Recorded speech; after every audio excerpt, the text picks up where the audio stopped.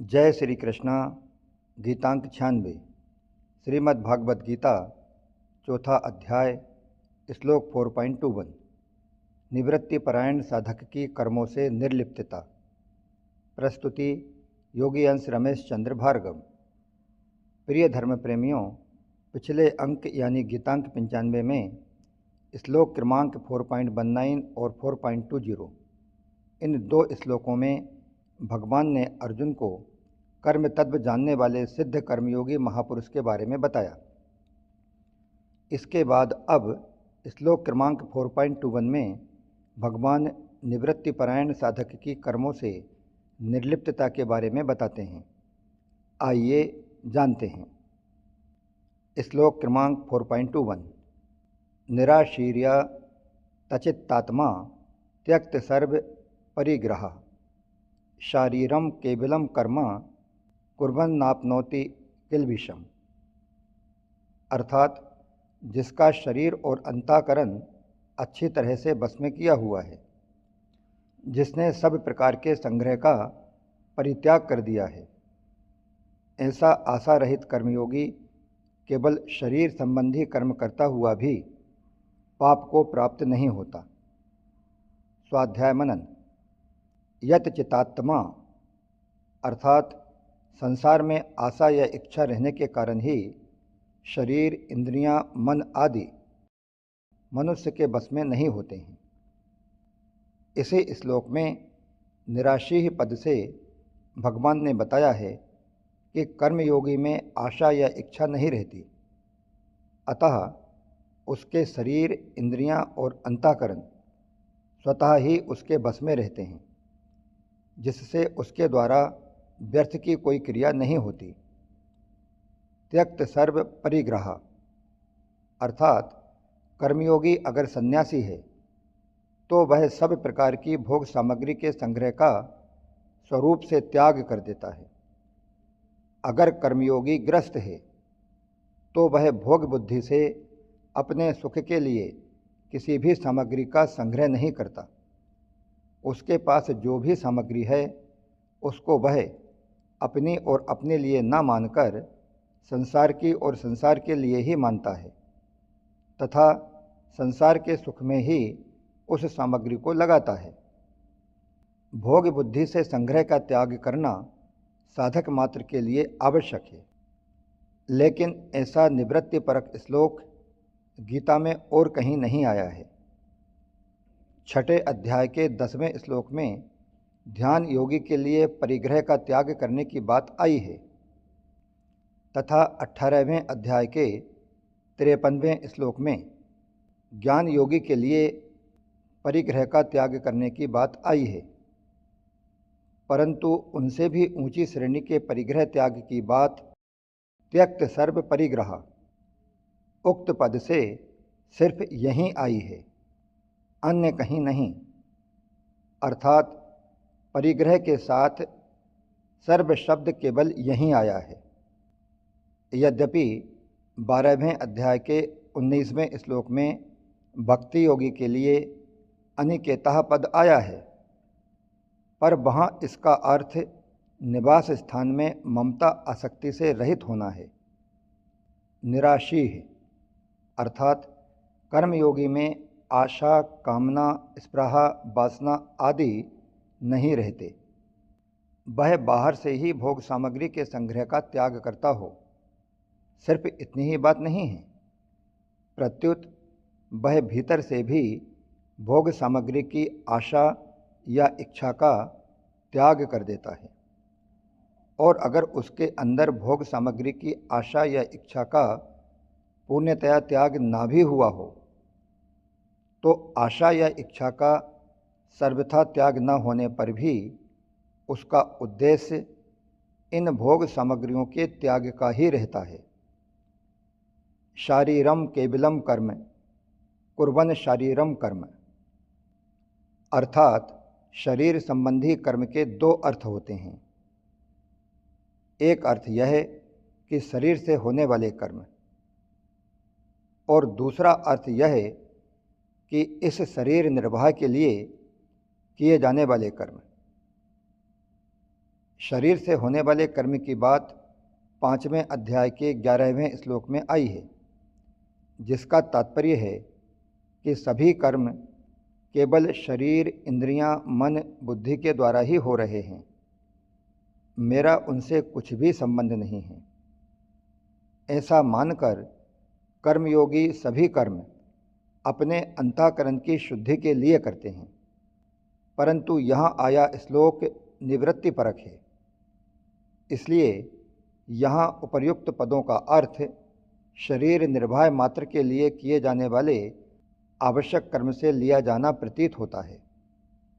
अर्थात अपने शरीर के लिए शौच, स्नान, खान पान आदि मानना ही उचित प्रतीत होता है। निवृत्तिपरायण कर्मयोगी केवल उतने ही कर्म करता है जितने से उसका शरीर निर्वाह भर हो जाए।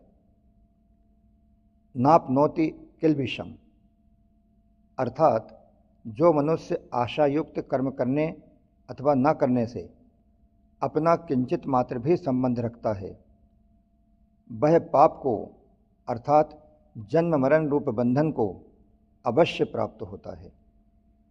परंतु जो आशा रहित कर्मयोगी होता है, वह कर्म करने अथवा न करने से अपना कुछ भी संबंध नहीं रखता, इसलिए वह पाप को प्राप्त नहीं होता, अर्थात उसके सब कर्म अकर्म हो जाते हैं। जो निवृत्तिपरायण कर्मयोगी होते हैं, वे निवृत्तिपरायण होने पर भी कभी आलस्य प्रमाद नहीं करते, क्योंकि आलस्य प्रमाद का भी भोग होता है। एकांत में यूं ही पड़े रहने से आलस्य का भोग होता है और शास्त्र विरुद्ध तथा निरर्थक कर्म करने से प्रमाद का भोग होता है।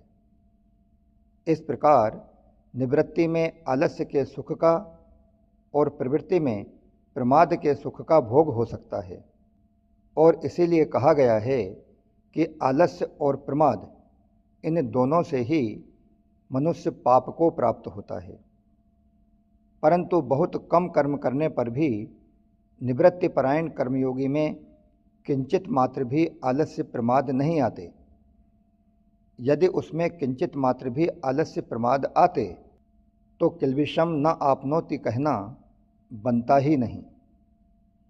निवृत्तिपरायण कर्मयोगी यत चित्तात्मा हो जाता है, अर्थात उसके शरीर, इंद्रियां और अंतःकरण संयत होते हैं, इसलिए उसमें आलस्य प्रमाद आ ही नहीं सकते। शरीर, इंद्रियां तथा अंतःकरण के बस में न होने से और भोग सामग्री का त्याग करने से तथा आशा, कामना, ममता आदि से रहित होने के कारण निवृत्तिपरायण कर्मयोगी के द्वारा निषिद्ध क्रिया कभी हो ही नहीं सकती। यहाँ शंका हो सकती है कि जब उसके द्वारा पाप क्रिया हो ही नहीं सकती, तब यह क्यों कहा गया है कि वह पाप को प्राप्त नहीं होता। इसका समाधान यह है कि क्रिया मात्र के आरंभ में अनिवार्य दोष यानी पाप पाए जाते हैं। सर्वारंभा ही दोषेण धूमेनाग्नि रिवावृता है, गीता 18/48। परंतु मूल में असत के संग, कामना, ममता और आसक्ति से ही पाप लगते हैं। कर्मयोगी में कामना, ममता और आसक्ति होती ही नहीं, अथवा उसका कामना, ममता और आसक्ति का उद्देश्य ही नहीं होता, इसलिए उसका कर्म करने से अथवा न करने से कोई प्रयोजन नहीं होता। इसी कारण ना तो उसे कर्मों में रहने वाला आनुषंगिक पाप लगता है और ना ही उसे शास्त्र विहित कर्मों के त्याग का पाप लगता है। दूसरी एक शंका यह हो सकती है कि तीसरे अध्याय में भगवान ने सिद्ध महापुरुष को भी अपने लिए कोई कर्तव्य शेष न रहने पर भी लोक संग्रह के लिए कर्म करने की प्रेरणा की है। गीता 3/25 और 3/26। इसी प्रकार भगवान ने अपने लिए भी कहा है कि त्रिलोकी में मेरे लिए कुछ भी कर्तव्य और प्राप्तव्य न होने पर भी मैं सावधानीपूर्वक कर्म करता हूँ। गीता 3/22 और 3/24।